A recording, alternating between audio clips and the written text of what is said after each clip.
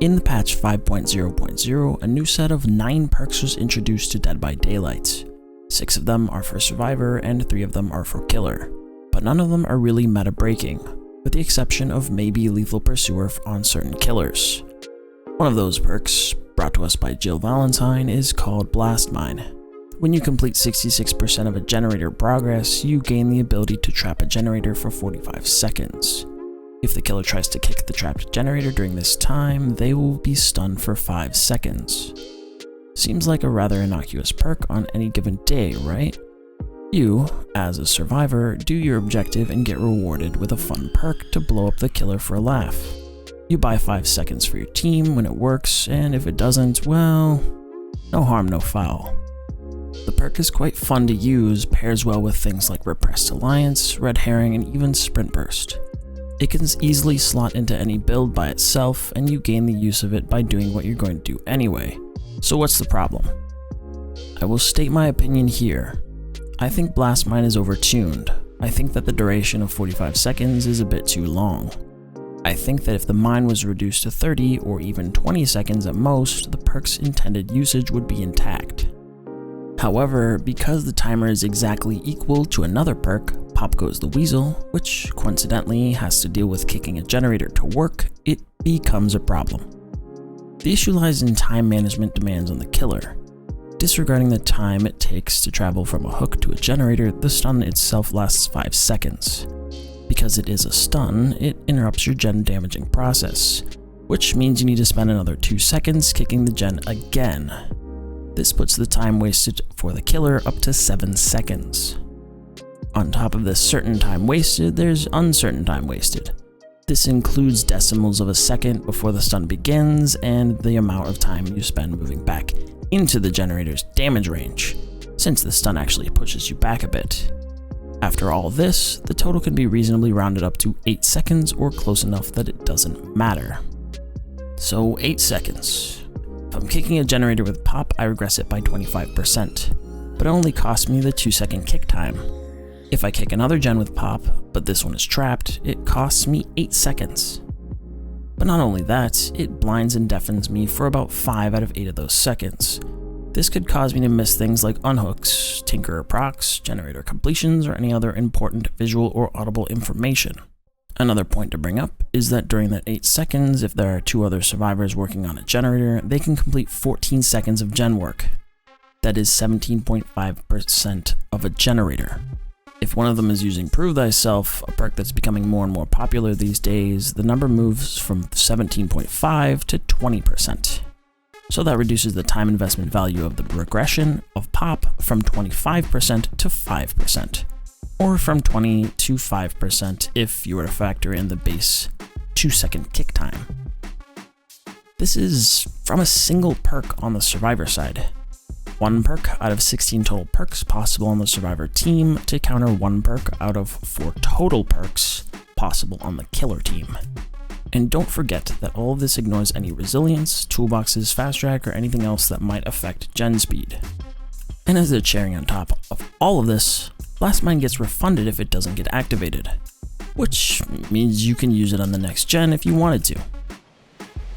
Here's the kicker of this whole section.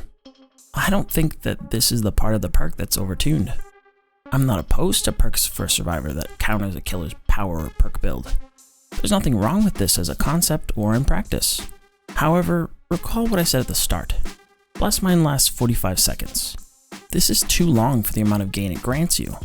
If the perk duration were shorter, it would give the killer some wiggle room to actually wait it out and not be affected by the perk. Instead of right now where they must decide between waiting 45 seconds, the exact duration of Pop to kick the generator, or simply eat the stun. This doesn't seem right looking from this perspective. So what are some arguments against this position? Just use Ruin, or Surge, or don't kick the gen, or use some other kind of slowdown like Thanatophobia or Sloppy Butcher. First, I play Blight a lot. Surge rarely works on him because of how often you are rushing, same with Sloppy, and Thana is mediocre at best. Second, I could use Ruin on Dying Shore. That's a valid argument.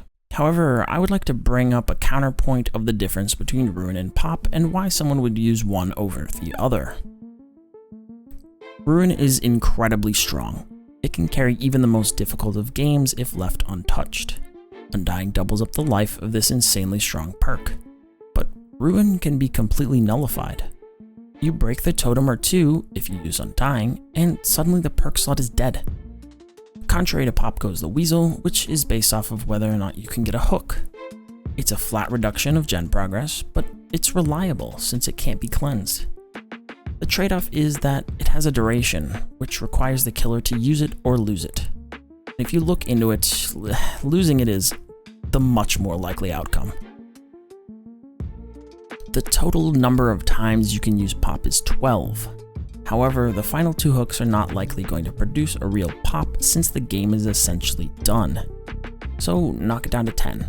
This assumes you will have the ability to go directly to a generator that has been worked on and don't get distracted by chases or people die on second or first hook. So realistically, you're going to get to use Pop maybe half of that. 5 pops per game seems about right in practice, despite the number of chances you potentially have. But these 5 pops are supposed to be moderately reliable. That is why you use Pop over Ruin. If you want to get around 125% gen regression spread throughout the game, you use Pop.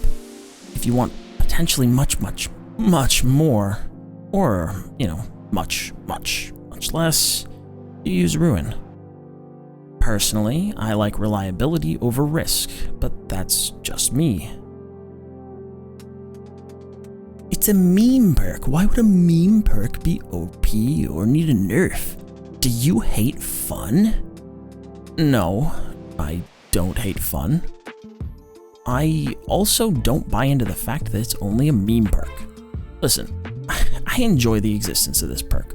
I would encourage plenty of people to use it, but it's not a meme perk. It doesn't require an entire build to set up like Power Struggle. It doesn't need coordination like Breakout, and it doesn't reduce your abilities like No Mither. It can be thrown into any build with any other 3 perks. More than likely you'll have it active before the first down, and possibly even before you see who the killer is. There is no downside. And another thing, if a survivor uses a meme perk or even build, nothing happens. They lose a perk slot or 2 trying to get something to happen, which could be used for additional second chances. If the killer uses a meme perk, a whole quarter of their build is essentially gone. If I use something like Cruel Limits or Fire Up, what am I gaining? Numerically, I do actually get something, but in practice these perks do nothing. If I play against good players or even competent players, I need my perks. Certainly in some games you can leverage map advantages or get an exceptional amount of value from your remaining perks, but on average, a killer's entire build is important. What about Lightborn? Just use Lightborn to counter flashbangs, blast mines, flashlights, and everything. Well, Lightborn blocks the blind, but it does not block the stun. The 5-second stun still remains, but you get to watch it happen. And no, before you ask, Enduring doesn't reduce the stun. Enduring only works on pallet stuns as specified by the perk. If there are any other arguments against this, please leave them in the comments. I would love to open a dialogue about this, though please keep it civil. So in short, no, Blast Mine isn't OP. Just a bit stronger than it should be for the part it plays in games. Reduce the duration timer and I think the perk will be just fine. Thank you for watching. Please leave a like or a dislike and subscribe if you haven't already. Have a great day everyone. See you in the next one.